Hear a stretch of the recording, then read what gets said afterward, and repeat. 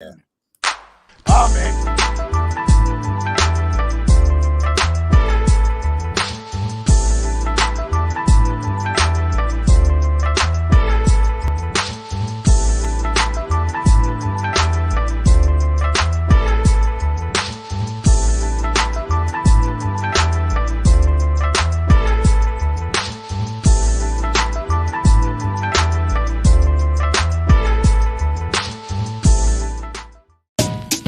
As I make my way, the fact I'm still alive, my claim to fame. It's no surprise I'm on a rise, finna stake my claim. Separate me from the others, cause we ain't the same. Ask my brothers from another, we ain't for play. Time is money, so we got no time to waste. Soon as this thing's moving, it can't be stopped. Blue bands in my pocket, call that juggernaut.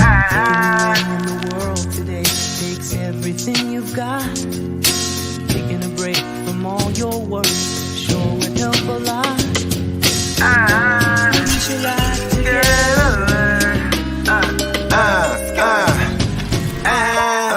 You know the stat quo. Finna get a bag, bustin' down that blow. Out of East Side Ho, where they know my name.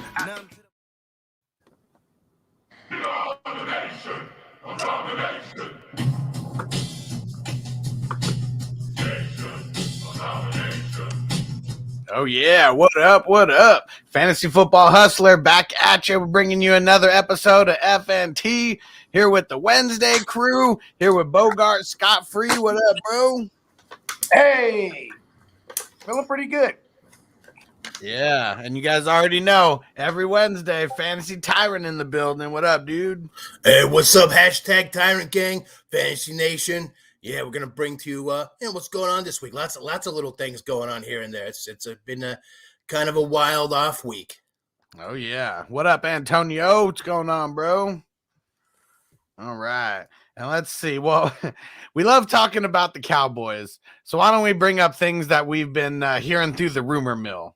And this is a couple of NFL insiders are already kind of putting this out there that the Cowboys are expected to cut Amari Cooper and DeMarcus Lawrence. Now, I went and looked up their contracts. So Amari Cooper, his dead cap this year, $6 million. So that kind of makes sense with him. $22 million over the next 3 years, well, including this year. So through 2024, he had that big $100 million contract.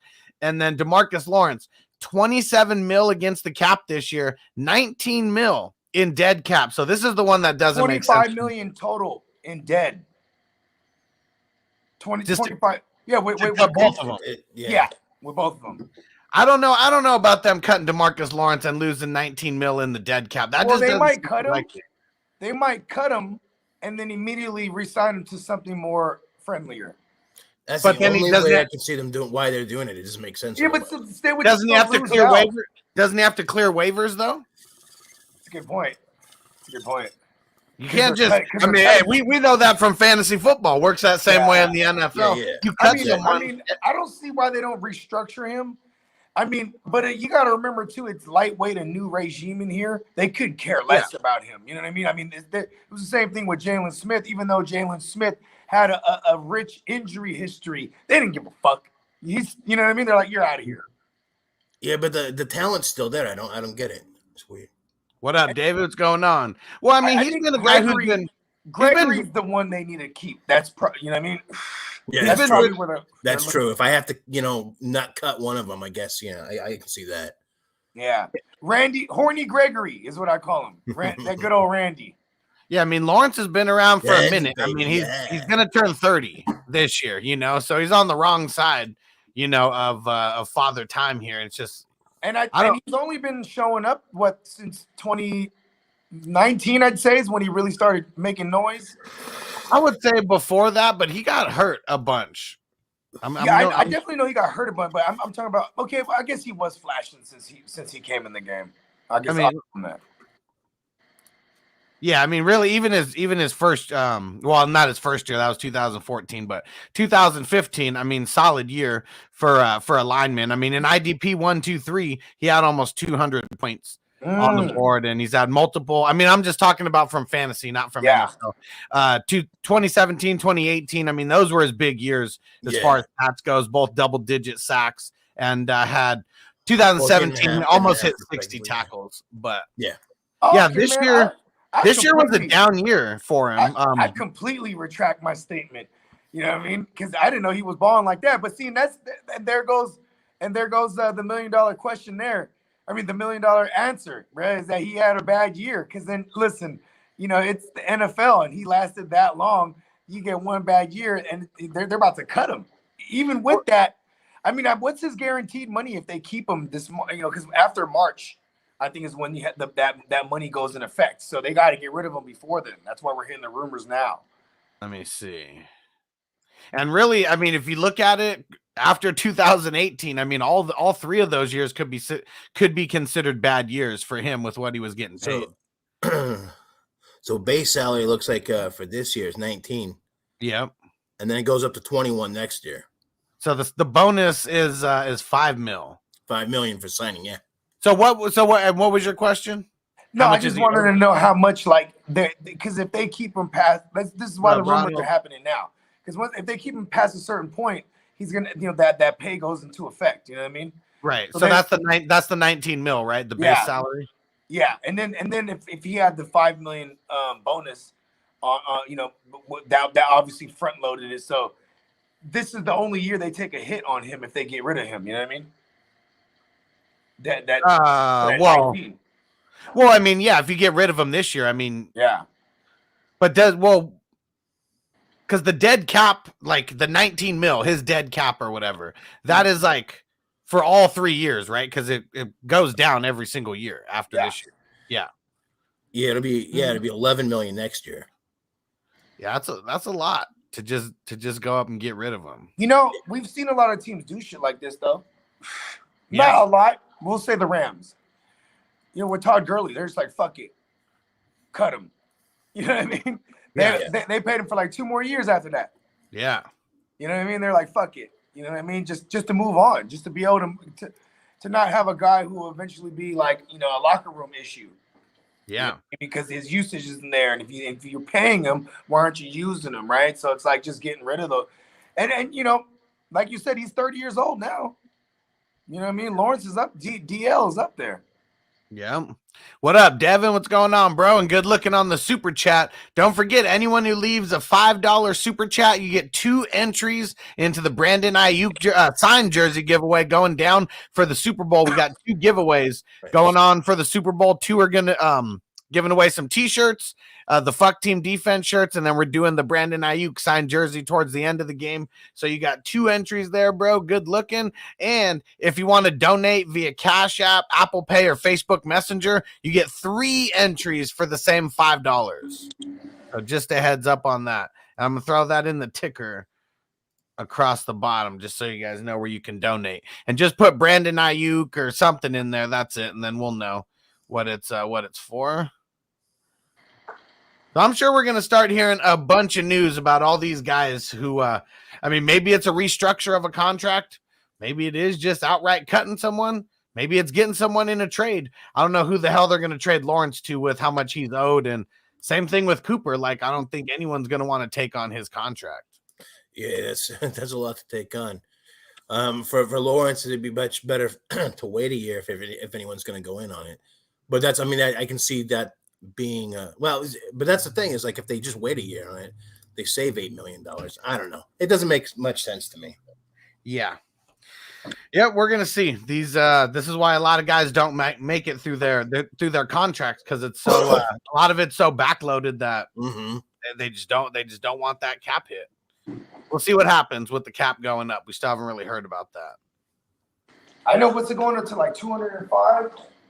I don't even exactly know the number. I'm still waiting to hear more info about that. Yeah, see if we can find something, Tyrant. That's a lot of shillings. Yeah. And and 208.2 million, it says. What is that up from? 190 something? 195? 182.5. Oh, so it went up a grip. That's like 30 mil that it went up. You said 120 something. Crazy. That's a big time jump. Like basically 26 million. Yeah. That's a big jump. That's a big percentage. That's a whole other superstar player right there. Yeah. Yeah, because yeah. what does a top receiver get these days? 22. I mean, I mean, top we can look at quarterback. that's like top tier. Like, because when Amari Cooper Yeah. got this, I mean, he was like, a top 5 guy. And then Up you there, got him and Michael Thomas were the $100 million guys. D-Hop's getting 27 a mil, and then after him, it's like Julio's getting 22, Keenan Allen's 20. How is Julio still the second highest paid wide receiver in the league? Jesus. Probably the last year on his contract. Yeah, but it just seems weird to say that, Well, Because he got traded. one, really. Because he got traded. He didn't get cut. Yeah, exactly. Yep. Dude's 33, Jeez. Yeah, he's been around forever. Hell And yeah. he ain't do nothing. I knew he'd been around forever. I didn't realize he was that old. And he ain't do nothing. I don't even think he got $1 million per catch. Did he even get 22 receptions on the season? That's worth looking into. He might have got like 18. I'm gonna check that. Amari Cooper's the fourth highest contract. Huh. Bunch of people about to get paid though. He got 31 receptions, so he did make it. So yeah, more than undershooting it, man. it was just it was. It's the kind of respect I have for him. It was really just that game versus Jacksonville or whatever, where he got 4 receptions. That got him over the big time hump. Yeah, so we're gonna see a lot of these free agents coming out. A lot of these guys who are probably gonna get cut because of the bullshit contracts that they're on still. What up, Sir Bongs a lot? And Nicholas said, I want to make a bet that the Bengals win 34-31. Probably be a good bet. I bet that the Bengals should be the underdog, I'm assuming. Yeah, definitely. I mean, if you're doing like a bet on a sports betting thing, hey, do like a parlay with that shit. That's not bad. It's not bad. I personally do feel, a little preview for tomorrow's Circle Show. I do feel like the Rams will take it, but it's not a bad bet. It isn't to go Bengals. At least if you're taking a spread, because what's the spread on that one? I always go check on Yahoo. I'm gonna go see what it is there, and they may be like a half a point higher or lower on that. I think it's at 4. Is it at 4? That was like 3.5 or something like that, or sounds about right. So it says 4.5 on Yahoo. So I bet it's 4.5. So I bet it's 4 everywhere else. So check this out. I'm taking the Bengals to cover that. Oh yeah, because this is gonna be a close game. This ain't gonna be a blowout. And you know what? I like the motherfucking this. Like, hey, call me crazy. I like the under here. So on my end, what's Yahoo? I see right on that. On Yahoo, I see 48.5. So sometimes they're like a point higher than everywhere else. So it might be like 47.5. I mean, and this is why I say this too, because it's both teams that it's polarizing how both these teams can strike down the field easily, right? But both these teams can establish the run and have long, lengthy drives. And they got 2 kickers on deck, 2 of the best kickers. So, and knowing that you're going up against, teams that, that can strike down the field that easily, of course. Well, they both have disruptive defenses. Let's face it. Yeah, bro. I was gonna say too, like both these lines, like the Rams have the better offensive line, but JC said Pat Mayo is taking the under. I'm taking the over on that. I mean, you look at, the Bengals didn't do shit for what, like the first half of their last game that they played in, that they could just do so much so fast that, 47.5, so 48. What's that? 28 points apiece. Yeah, I think it gets over that.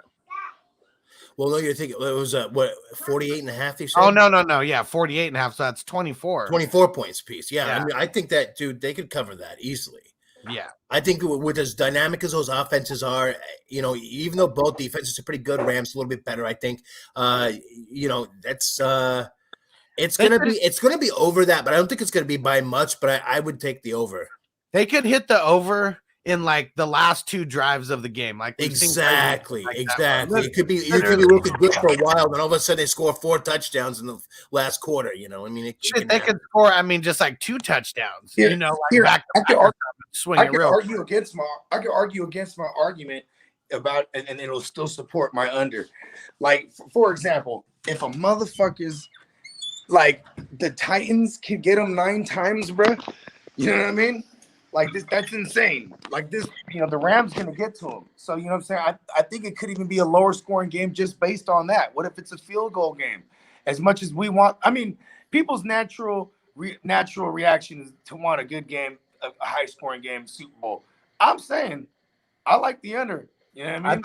I bet you Sean McVay doesn't come out flat in this game. The way that they got their asses whooped in 2018 and only putting up 3 points, I bet you that's something that he's going to be thinking about. He's going to come out and try to make a statement early. I bet you they get the ball to start the game, and I bet you they score on their very first drive. Yeah, and then I bet you the Bengals make in-game adjustments like they do every game all year long. Yeah. Especially on the defense. I mean, that's been their bread and butter, really. The defensive adjustments. That's what's kept them in the game. That's what's able to let Burrow do what he does. I mean, that's what it is. If Burrow can only do what he does, if the defense is keeping them in there so that the other side's defense has to play honestly. This is going to be a chess match. It really is. And, it is. But like Stafford, it's going to be a lot of fun to see. We've seen a whole career with Stafford, and then we saw a whole year with McVay. He still does make big mistakes because he's a gunslinger. You know what I mean? Yeah. And the Bengals, as long as they can capitalize on that, I just feel really good about the Bengals covering. And I'm not really a stickler for like going down covering statistics, but damn, they've been covering every game for hella long. You know what I mean? Yeah. This goes back to like week fucking 12 or whatever. I think about all the way back to when they played my Niners. I think that was the only game they didn't cover. Actually, no. They might have covered that one because it was a field goal in overtime. Either way, they've been some covering machines, bro. I mean, and Hustle, you see me every week this whole playoff run. I've just been taking the Bengals to cover every week. Yeah, I've been on that side too because you're gonna give the points to a team that has that dynamic of an offense and a defense that can keep them in it. I mean, that's just smart money. Yeah, and it's very likely going to come down to like the last play. I mean, I couldn't see these two teams going against each other and having one kind of blow out the other. It doesn't make any sense. I feel like it's going to be a great game. I would be very surprised if it's not. But here's on the flip side though. Is that if that offensive line, like I said, if Tennessee got to him 9 times, the Rams are going to get to him a handful of times. And like that, I mean, if they get a defensive touchdown, bro, like I guess that goes for both teams, right? Because these defenses are the ones that probably sway this game.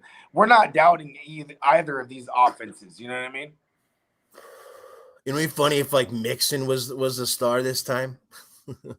He just hands it off and fucking like lets him do all the work.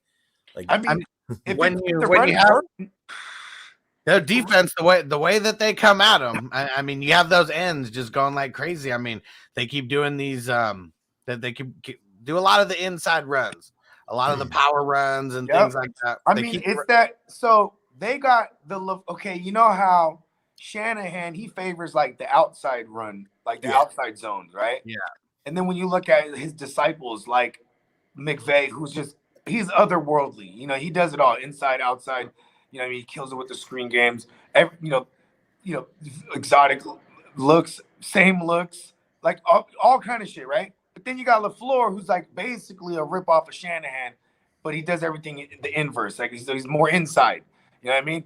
Zach Taylor, he comes from this family tree too, and he's like that. That's why I was always big on Mixon, regardless of the injury history that he carries, because he's in that system where we saw Todd Gurley go crazy years ago. You know what I mean? Yeah. Yeah, and then Mixon, we finally saw. I mean, what did he finish? He was a top 10 this year, but was he a top 5? For fantasy? Yeah. Fantasy? Yeah, I'm pretty sure. Yeah, but I think it was like number 4. I'm gonna go check it right now. I mean, like, and like that's not even his ceiling, if you ask me. You know what I mean? Like and I think it's also because like they have Tyler Boyd and CJ Uzama all year, like other guys that he can get it off too short. You know what I mean? Because that Mixon, one thing they haven't even done with him is like have him out there running hella routes all crazy. He could run routes. He was saving that. He was number 4, right behind Najee Harris and above James Conner. So he was top 5. Yep. And fucking James Conner got in there, bro. Player Hater of the Year award right there. Yeah, stealing all the damn touchdowns. 21 leagues, I had 0 James Conner. And I had no desire to try to trade for him too. And guess what? He fucked everybody in the fucking goddamn in the playoffs. So hopefully he got motherfuckers there. But that's how it goes with those kind of guys too. Like him, Cordell Patterson and stuff. You once you get to the playoffs, it's gonna be the usual guys, and those guys are gonna kind of take a step back. It's just usually how it goes. I mean, in the wild card matchup this year, the wild card matchup for the Colts, what's his name? Taylor only put up 10 points. That's true. You know what I mean? I mean, so he but it's like, but if you were able to survive that, he went crazy the rest of the way for everybody. You know what exactly. I mean? Hey, there's motherfuckers that might have had Fournette get you all the way there, then die on you, right before the playoffs. And then you just happen to have a Devin Singletary. I remember I saw him floating around on the waiver one time, and I laughed. I was like, fuck Devin Singletary. And he went crazy the last, 8? I know, man. 6 weeks? Yeah. Something like that. He's going to be overhyped next year and then go back to old. Here's the thing. When he first came in, I actually thought he was going to be pretty good. I just didn't feel like the Bills were using him right. And then they brought in Zach Moss. I was like, okay, Zach Moss, if he can take over, he's going to be. Then they did the committee thing, and that was whatever. No, but here's the thing, though, is that like the leading rusher is the quarterback. So that's why I would never even look at them as late round values. You know what I mean? Those guys were like bye week replacements at best to me. But then they really got funny that Singletary was the guy after all, is what I'm saying. As far as the running back, but you're right. You're absolutely right. No matter who's the guy at running back for the Bills, it's always Josh Allen anyway. I will say that Brian Dable, he was phenomenal with Josh Allen. And then when the weather got cold, they did mix in Singletary tough this year. And then now Dable, he's taking his efforts to New York. So, hopefully this rolls over to motherfucking Saquon because, after gut reaction, I'm like, man, this guy doesn't like to feed one running back, but they kind of did out there. This was their plan the entire time. They've been working this for like 2 years. It's just, think of it like a boxing match. Guys only coming high with the right hand, and then they finally start coming low with the left hand. That's all they did. They just made you think that they're never going to run the ball ever. Yeah. And then they just started like flipping the script on them, and nobody was ready for it. And Saquon's going to be so high risk, high reward next season. It's going to be funny, because it could be a big thing. Like someone you'll get them late, like later than you would any other year. But it could. I would argue that. I don't think he'll be like the mid-range guys. Like I bet you he gets drafted like DeAndre Swift got drafted last year. No. I'm not giving him that much respect. He's gonna be like in the crop this year. What do you mean that much? What do you mean that much respect? DeAndre Swift was going like third to fifth round. He was like a third rounder. I think. Where'd you say Swift was? Devin Singletary be like a 4th or 5th rounder. He's gonna be. I was talking about Saquon Barkley. Yeah. We got confused on who. That's what I was. Yeah, we were talking about. I think he'll be looked at like Mixon. Like people didn't touch Mixon this year. He went all the way to the 3rd round. That's like Saquon this year. Like just somebody is going to get a lot of opportunity. At least we hope, because like I said, there's a small sample size where Brian Dable had Singletary just eaten. You know what I mean? So I like that outlook because he's not an idiot. You know what I mean? Like. You got to see that Saquon's a beast, and I like year 2 coming off of ACL for any athlete. That's the year. I can definitely see what you're saying about Saquon kind of being the mixing of next year. That's definitely possible. Yeah, I'm not going to put all my money on it, but it's possible. What I was talking about was Singletary is going to be like next year's like early mid round, like 4th, maybe 5th or 6th round.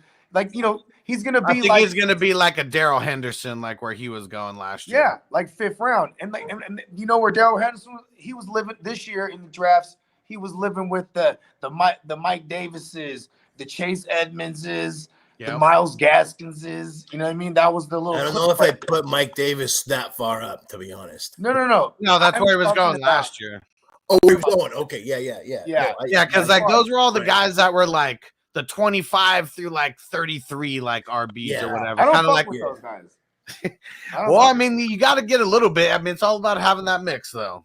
No, I hear you, but I'm just saying though, like, when you look at the years past, though, like, not too many of those guys really hit, bro. The year before that, it was like, Chris Carson's and Raheem Mostert and like, you know what I mean? This was going into 2020. Mark Ingram, you know what I'm saying? I'm Like, really of the mindset, and I want to go do some research on this, like how many like running backs drafted in like the top 24 actually like finished like inside the top 24, because it's really like it's a waiver wire game. Like, I mean, you hit on one or two guys, but I feel like outside of your RB1 on your team, like if you only start 2 RBs and you can put wide receivers in at the flex or whatever, I feel like that RB2 spot is almost like the most least valuable spot in fantasy right now. Well, yeah, because you can pretty much fill that in. You could stream at that point. Whoever's the top, streaming or waiver wire pickup running back of that week, fill them in. Well, I agree. I can only agree. That's why zero RB strategy can work if you do it right. I can only agree with that because running back position is the most volatile. You know what I mean? Exactly. Well, that's why I mean that. Yeah. But like, maybe that's my problem, is because I'm, to the best of my ability, gonna have as many workhorse running backs as possible, because I like looking at my lineup and I'm like, okay, I have 120 touches. To be fair, you just trade those workhorses away for other pieces, anyways. That's a good point. Hey, so you just get them for the value, not because of how it's gonna like strategize like for like your team at the end of the season. But you see me. How many leagues were we in? We were in a handful of leagues this year, and you've seen me like in the ones that I've went on to win. I made over 7 trades in both of those leagues, like individually. Yeah, any league that I win the championship, I've made at least 5 or 6 trades in. Yeah, I hate those leagues where people aren't trading. It's like, fuck, how the hell am I going to win? And then they just leaving it up there. I'm like, yo, just reject it, motherfucker. Yeah, reject it, exactly. Show me you give a fuck. Because I'm usually trading with like 4 or 5 different people, and I'm like, okay, I need you to like cancel that, whatever, like tell me whether you're going to trade or not, so I can trade with this guy. I'm always gonna act like I'm trading with a handful of people anyway. I'll be like, and I might be just trading with the one person, but I'm just trying to create like made up leverage. Like, listen, bro, I got a couple things going on right now. Bogey, you're gonna end up being like me, where I mean, I know you play no a lot one of will leagues trade with you. Oh yeah, exactly. I've been doing this for years, bro. I make good trades. Oh, yeah. I don't know what you're tripping off of. Dude, our kids are gonna be with the ones in school, like making like big 5-way trades during lunch. Like, all right, I've got 2 snack packs here. I got the sour cream and onion chips there. We got some food stacks here. Okay, let's coordinate. Noble watches too much WWE. Like, he'll just go up and punch you and take your stuff. Give me that. Give me that snack pack. Hey, look it. Recency bias is the key. That's really what it is, right? Always. That's how trades work. Yeah. Like, man, I'll tell you, in one league, it was crazy. It was a league that I won the championship with, and that's why there's not a lot of trades in with me. But I traded away. Who's the backup for Ryan Fitzpatrick? Haskin, or who got the start for most of the year? Heineke, there we go. Yeah. So I had the last pick in the league, so I had the number 1 waiver wire pickup, and I picked up Heineke after that first week. And this dude in a 3 QB league, he only had 2 QBs, and one of them was Ryan Fitzpatrick. And like we ended up trading. I traded away Heineke and Gaskin for Jonathan Taylor and Hawkinson. Or like when a running back goes out and the guy didn't get their handcuff, and you fucking get that handcuff and you put him in like a 2-for-1 or some shit. Oh, that's my favorite move. If Taylor would have balled out week 1, I don't think I would have been able to make that trade. See, what's crazy is because the recent, like I said, that goes on recency bias. Sometimes they create their own leverage against themselves that helps you out. You know what I mean? Yeah. Like for example, what was it? We do FNT, and we're like, I already know Rodgers.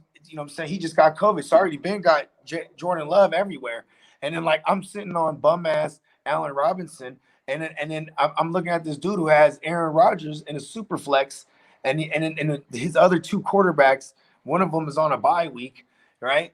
And it's so like, I'm like, people in super flex, you don't have to play two, but they're gonna do everything. I mean, this is you A got bad, me a with bad, a bad QB is better than like a mid-level like wide You- receiver I 3. mean, you got me with the Mason Rudolph with the same move where it's like where a motherfucker's need is desperate. So I just and he had Keenan Allen on a bye week. So I'm like, hey, let me get Keenan Allen, and here's Jordan Love and Allen Robinson, man. And he snapped it. You know what I mean? And it's little moves like that would never happen. But then it's you know what I'm saying? Got him right when the news happened. Got it, you know what I'm saying? And already had it. As soon as he saw the news, the trade was already in his inbox. You know what I mean? Like, Well, that's why I like playing in these different styles of leagues too. If you're just playing like the default style, one QB, and you only start like 6 or 7 guys, yeah, you can't whatever do it that. is, guys just don't have value. QBs have zero value in Mhm. leagues like that. I mean, it's really only like top end running backs, top end wide receivers who have any kind of value, and those are the kind of people that nobody really wants to trade unless you get something good back. Those are the kind of people that don't like to trade and they like kickers and team defense. You know Yeah. what And Stu, he says I'm allergic to trading with Huss, but I like trading with Bogey. I mean? Yeah. It's because every time Stu sends me a trade and it's got like 20 draft picks for 20 draft picks, I just decline it right away. I know. I'm like, he's just shaking things up to shake it up for shaking up's sake. You know what I mean? I'm like, I took one of those trades one time because there was something I wanted, and we kept going back and forth. I'm like, you know what, dude? I'm just gonna do this. You know what I mean? Then I had like, You 0 think picks. that raising and lowering here, and I mean, it's going to make that big of a difference? That's the make or break. Sometimes I'll just do it to push what I want to push through. I mean, we're about to have this draft right after the Super Bowl, and that shit's probably gonna go all the way up to the goddamn NFL draft. No. It's gonna last a month. It'll last about 4 weeks. I know. But it's gonna seem that long. That's for sure. I'm excited. Fuck the dumb shit. Hell Well, yeah. sometimes you got to make trades just to like fucking like make room on your roster. You got the whole guys in your IR. You want to pick up someone off the waiver, and you're like, That's fuck. another thing. Consolidation trades. So Exactly. here's a combination of a consolidation trade on recency bias. So like I had Kenneth Gainwell was someone I was just drafting like with my last pick, or not last pick, like like my second to last rounds, what I mean, type of shit. So I just had a ton of Kenneth Gainwell. He goes crazy in the preseason game. I immediately started packaging up like a good player plus Kenneth Gainwell, go after like someone like one monster. You know what I mean? I did that a few times in one league because I would do that. They drop Kenny Gainwell, I'd pick him up and do it again. Yeah. Hey, listen, man, if you can get them twice, it's their fault. You know what I mean? I'm just saying though, but because people go crazy on recency about okay, there's hella leagues, right? I was drafting, but like in super flex, I'm trying to draft at least 3 QBs. And then there were some instances where like my third QB was Jameis and Taysom Hill, right? So now I'm holding on to 4 technically, right? Or literally, right? And then like soon as that New Orleans Saints game went crazy, bro, and I had a ton of Marcus Callaway was another guy I had just everywhere. You know what I mean? And it was just like, all right, Marcus Callaway and Jameis, you're gonna go. You know what I mean? And people came like I flipped them for a CeeDee Lamb in one league, and I guess that is a benefit to like drafting early, and I never really think about that. You never know what's going to come from it. You don't know what these. Well, guys the amount of trades that you could pull off on an overreaction Monday, yeah. But think of this though. There's so many leagues that we're in. They draft at different times with different styles, so it is what it is. You know what I mean? But like the big money leagues that are redrafts, we're doing that as close as possible to the vest, right? Like closest, like maybe even that week of that Thursday kickoff is like usually when like Tuesday and Wednesday was when I'm knocking out all the big money ones. You know what I mean? Yeah. Yeah. Yeah. And before we get out, we were talking about the Rams and got way off it. Let's get back to it. So Robert Woods being interviewed, ACL injury, if you guys forgot. He said that he should be cleared to return by minicamp. Good news. I mean, it happened when it happened, October. I think so. I was thinking like week 8. I mean, I want to give major kudos to the Los Angeles Rams strength and conditioning team, because apparently they perform fucking miracles. I mean, you can say what you want about Akers being superhuman, but it takes, more than just that, to get him back so early. Robert Woods looks like he's coming back earlier. It just, dude, kudos to them, because I know the Niners, we could use something like that. I mean, Hollywood got the best surgeons, dog. Fuck yeah, dude. You know what I mean? Obviously. And then the Titans, they made sure to extend Mike Vrabel and their GM, John Robinson. Both of them got contract extensions. Well deserved. I mean, they got knocked out of the playoffs by the Bengals, but Bengals are looking like that team of destiny right now. They need to figure out something more solid at QB, and then they've got a team. They've got a Super Bowl team if they can figure that out, because Tannehill ain't going to take them to the Super Bowl. It ain't going to happen. Come here, Trey. Which one do you want? Trey? I mean, is it really Tannehill's fault? It seemed like the play calling was just and just injuries also. I mean, they didn't have AJ Brown and Julio for the longest time, so you're rocking with your 3, 4, and 5. I've still never been on Tannehill. He had that one good season because it was in a new system. It was just clicking. It was like a honeymoon kind of thing. And I don't trust Tannehill. I told everyone before last season, everyone had him as a top 10 QB. I'm like, nah, I don't buy it. I feel like they need to get. I had him at 15. I was too high on him. I had him at 15. Yeah. No, but you know what though? Here's the thing: when Arthur Smith left to Atlanta, that's a real thing. You know what I mean? Arthur Smith's a good offensive coordinator. Head coach, nah, probably not so much. You know what I mean? But yeah, and that's what happens with good coaches. I mean, everyone around you is going to get offered jobs because they're going to want like the residue. You know what I mean? They're going to want the residue from Sean McVay or the residue. And only so many of them turn into good coaches. Yeah, I mean, like look at Arthur Smith. That's Mike Vrabel starting his own coaching family tree because Arthur Smith got his chops with and Arthur Smith. You know what I'm saying? He basically got his style from Matt LaFleur because Matt LaFleur, he got his first coaching chops with as an OC with Vrabel in Tennessee. Right. That's what they had that whole run, that Shanahan-esque run schemes all in that motherfucker. Yeah, and see, that's what I'm saying. Like, and then, for instance, like Dan Quinn, he's fine as a coordinator, but he tries to be, head coach. It doesn't fucking work out. And they were talking about trying to make it happen again. I'm like, no. So, it's good that he didn't end up with that release yet, and he's still, coordinated there in Dallas. So, it's a mixed bag, but I feel like. I'd like to see the statistics on that, but I feel like it's a much like a huge percentage of these coordinators that become coaches, it doesn't work out and they're better as coordinators. And Ronald said, I knew that I think they knew Woods was injured when they got OBJ. The news pretty much happened back to back. It was like they traded for OBJ, and it was either the same day or the next day after the OBJ news. What's crazy is that like he was it was like a full week of practice, you know what I mean? And then they just traded with him. It's a full week of practice. Then it was that Friday. I mean, you know what I'm saying? Like the Friday mornings when they announced it. You know what I mean? I remember I know this was they were about to play my Niners actually. So anyways, what was it? It was that Thursday. So that Thursday before obviously the day before Friday when they announced it, he had tore his joint in practice. So it's kind of crazy because that's some clairvoyancy on Sean McVay's part. You know what I mean? Yeah. Because like now, they would have been without Robert Woods.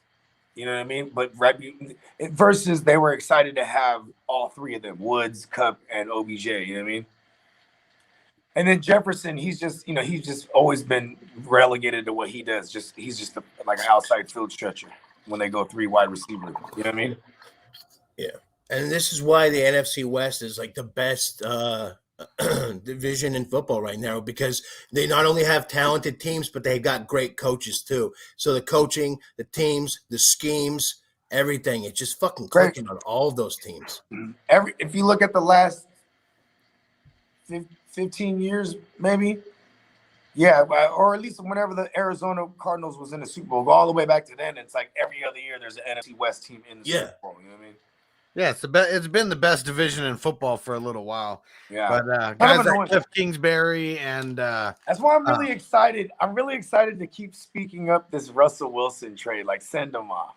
You know what I mean? watch. We already said that he's going to get traded to the Giants, and it's going to be Saquon and Wilson are going to be the main pieces of that trade. That would be interesting. That would be interesting seeing Saquon. As a Niners fan, I don't know. Saquon going to the Seahawks. I don't know. We'll see what happens. And Seahawks need to figure out something on running back. Well, I mean, actually, Penny showed a lot of promise, but he's injury prone as fuck. So, I mean, they need to have something solid in there. So I could see them going that route. But then again, Saquon had that big injury too. I don't know. Who knows? It's all speculation at this point. But yeah. And Nicholas said, "Who's the MVP?" I think it's going to be Joe Burrow. I think no matter what. Well, unless we get some crazy like defensive shit, I think it's going to be Super Bowl. Yeah. Oh, okay. I think it's going to be one of the QBs, and I'm leaning on Burrow because I think Bengals are going to win it. Yeah, likely it's going to be one of the QBs. That's usually what it is. But hey, tune in tomorrow for the Circle. We might be talking about who could be a sleeper MVP. So just a little preview for you guys there. But yeah, I think for the most part, probably it's been the quarterback. I think that's gonna play into it. But with these two teams having dynamic players elsewhere, like on defense, you're looking at Aaron Donald of the Rams. You're looking at DJ Reader on the Bengals. There's a lot of interesting things that can happen. So but yeah, most likely it's gonna be the winning quarterback. That's usually how it goes. And we want to see Joe Burrow getting all swaggy out there. And last piece before we get out of here, because JC Money's basketball show is about to start in like 10 minutes, 12 minutes, something like that. Rob Gronkowski came out and said if he was going to stay in the NFL and play for another QB, it would have to be Joe Burrow. Said that dude's the real deal, and he's got swag for days. Hey, look at Gronk is like, I like winning these titles. He's like, and he already said before when they tried to trade him, like there was already a trade in place. Yeah, for the Lions. And he was like, nope, the only QB I play for is Tom Brady. And so he retired. Then when Tom Brady made the phone call, obviously he said that'd be the only QB he played for. He was on his way to South Florida. Now, this motherfucker says he wants to play for Burrow, bro. Hey, CJ was almost about to be hot. He's like, fuck that shit. and listen. Yeah, goodbye, now, CJ. You're going somewhere else if that happens. Now they are a draw. See how it happens? When you become a draw, like when we look at my Niners, when we had Kaepernick, we didn't do nothing but break hearts, bro. Losing NFC championship, losing Super Bowls, right? But we were a draw. So they built us a new stadium. You know what I mean? Look at the Bills right now. They're working on. They're about to sign off and break ground on a new stadium for the Bills. You know what I mean? Which they've been doing for a long time, but they haven't had a reason to until now. So exactly, because they got the Stallion and he's locked in for like right. 5 years, and you're like, you know what I mean? Like at least this first contract, he's a guy that could play for maybe 10, 15 even. You know what I mean? Oh yeah. And if it's like it is in San Diego, a lot of these new stadiums and shit, it gets put on the residents who live there, like adding it to your taxes and shit like that. So people got to vote on that kind of thing. Okay, and look if your at team is not balling, they're not going to vote for you to get that new stadium. Okay, Chicago, they've been trying to get a new stadium forever, but it's like Soldier Field, so beloved, it's nostalgic. So like, but now they signed off on one. They're going to move to Arlington, which is like one of the upper class like suburban areas, like an hour out of Chicago, right? But I mean, and all it took was them drafting Justin Fields. You know what I mean? They didn't even have no success yet, but it was just like, okay, we got a young rookie, a highly touted guy. Like that's just enough for them to finally, for them crackers to get them, get it signed off on it. You know what I'm saying? Could you imagine the Bears super fans out there in like the ritzy part of the area, like real talk? You know what I mean? And then obviously it's like all the businesses that are gonna pop up around it, like look at What do I got? Cheese sauce on my Buick. What the? Right? Look at how about this? They Trevor Lawrence, Khan is like, he treats everything like pro wrestling. Their owner is like, he owns AEW, shit like that. So like they talking about building like a whole fucking like a whole like city around the stadium. You know what I mean? Hell yeah. Yeah, because it's obviously it's easy to push the narrative of like, this is gonna get more jobs and et cetera, blah blah blah. Yeah. But it's really they want to have a whole goddamn fucking. It's gonna be exactly if you guys ever been to Staples Center in LA, like downtown used to be pretty shitty. They put the Staples Center in there, and then all these businesses and restaurants and shit are right around it. The ESPN has thetheir bar and shit like right there, and a whole bunch of shit that they built like literally just right around the arena right there. I remember what's it called? Man, the same thing out here when all of a sudden we had the shot. I think it was like in the second grade or third grade. All of a sudden now we got a hockey team, San Jose Sharks, and a motherfucking whole ass stadium or what is it called? Stadium fucking arena, or whatever the fuck you call it. And what up, like, yeah, and then the downtown scene is just yanking. You know what I mean? Yeah. Well, San Jose what up, fucked up back then too. Shit. Yeah, and then or how about this? Anytime the Super Bowl's out in the city, bro, like, and I only experienced this one time because it was out here in our backyard for when Manning got his last one. You know what I'm saying? But they transformed the whole fucking the whole downtown area where the players are staying at. You know what I mean? So like, it was Carolina and it was Denver, right? So half the city was like orange for real. You know what I mean? Like it was crazy, like the way they flipped the whole Super Bowl city. You know what I mean? Yeah. Nuts.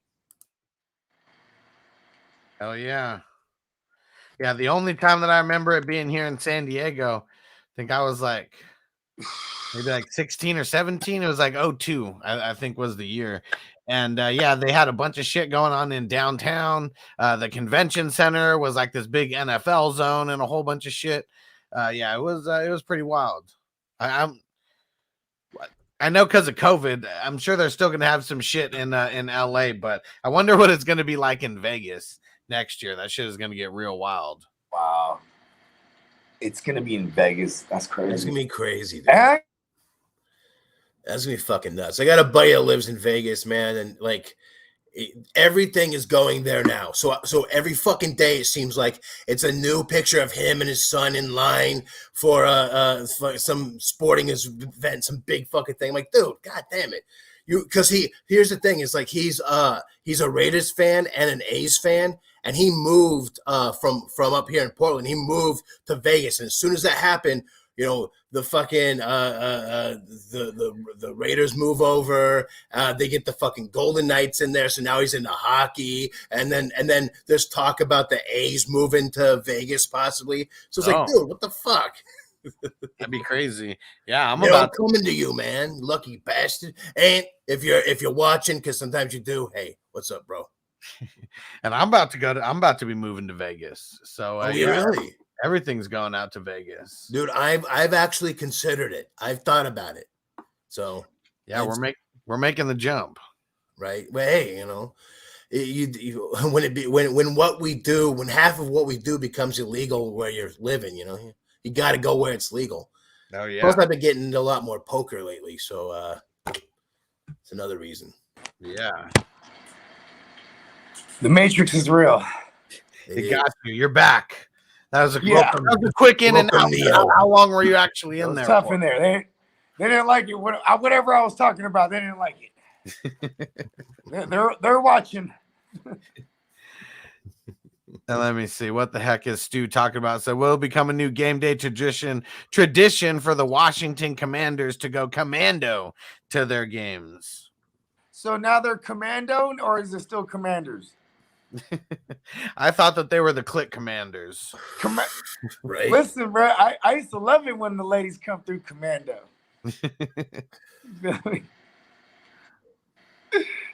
All the fucking teams that they had suggested names for, I was like, it's not that great. And then like, we're going with Commanders. Like, holy shit, this is worse than all the other ones. Yeah, I don't even remember that being an option, but it sounds like some Illuminati shit. They're like, you know what, bro, we'll let them vote on all these. It's really the Commanders. The commander in chief. I mean, shout out to Pat McAfee. he's the one that's seen the glaring one that I didn't see. Because I'm mad I didn't see this one first. But the Washington commies, bro, and they're in DC. Yeah. That's just all bad. But no, like they got the Washington Commanders, like Commander in Chief. So it's basically the Washington Presidents. So they were trying to argue over what would be the chant. They're like, well, let's go Commanders. Doesn't really work. So I got a thing. If it's Commander in Chief, President, just go, let's go Brandon, right? And now I'm about to probably get put on the Matrix. So yeah. All right. Well, we're gonna get up out of here. We're gonna be back tomorrow. We only got 2 more shows before we switch to just the Wednesday, Friday episodes moving forwards. This is our last full week. Tune into the circle tomorrow. I, Washington, command you. That is gonna be won 2 in a row. Yeah, I'm on but fire. But the fucking Tylo, whatever, Tylo Rant is coming for you. Yeah. Hey, let's go. We're going to war. Womp. Hell yeah. Hey, So- hey, what else? I feel like we got to do something else too, right? After that, do we have to do something? Not tomorrow, but in the future, we're gonna be getting the movies and munchies Oh going. yeah, that's right. Okay. Yeah, And then it's Saturday, right? Yeah, and then Saturday, we got the Playmakers, the Playmaker Awards. You know what I mean? Some refer to it as the Playmaker Hater Awards. You know what I mean? You know, it's the first annual, so I guess What time is that one? That's going down at 1:00 West Coast time. That's right. 4:00 East Coast time. I legit had to add.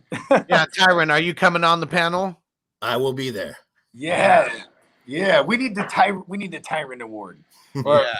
Yeah. Or some award that you came with. I had the Tyrant Awards, and if you want to see it, you can go onto my YouTube channel, Fantasy Tyrant. Check it out. It's my end of year special that I did a few weeks ago. But yeah, no, I'll be there. You know, whatever you guys like. We've been talking. We'll figure something out. Mm-hmm. Maybe who knows? Maybe Gandalf might show up. I don't know. Ooh. Yeah. We're gonna I'll make my call in to Middle Earth and see what I can get going. All we're doing is picking the nominees. We got a bunch of different people who created the categories. We're just picking the nominees. Everyone else gets to actually vote on it. So I'm going to be posting those. It's going to be happening here in a few hours. So just make sure you're paying attention within the Fantasy Football Advice group. I'm just going to pin them to the featured, and we're going to have somewhere between 10 and 12 categories, and everyone gets to vote on it. Oh, yeah. There you go. Put it up in there and hashtag Tyrant Gang, everyone. Hey, go in there. Everyone in the Fantasy Kingdom, go check that out too. I'll be getting the link or whatever. You know, I'll send it to all y'all. You know who you are. Yeah. You already know the earth is my turf. Universe, give me money. And JC Money, I am number 8. Yeah, make sure you guys click over. Make sure you guys click over. Watch JC Money Designs NBA show, getting us some money for Super Draft Pro. We got to get those lineups in within the hour, and then it's golf tomorrow, so we got to get our lineups in a little bit earlier for that. And yeah, Super Bowl lineups coming up. Super Draft Pro. Let's get that money. Right. Peace out. Later. As I make my way, the fact I'm still alive, my claim to fame. It's no surprise I'm on a rise, finna stake my claim. Separate me from the others, cause we ain't the same. Ask my brothers from another, we ain't for play. Time is money, so we got no time to waste. Soon as this thing's moving, it can't be stopped. Blue bands in my pocket, call that juggernaut. Everyone in the world today takes everything you've got. Taking a break from all your work sure would help a lot. Get your life together.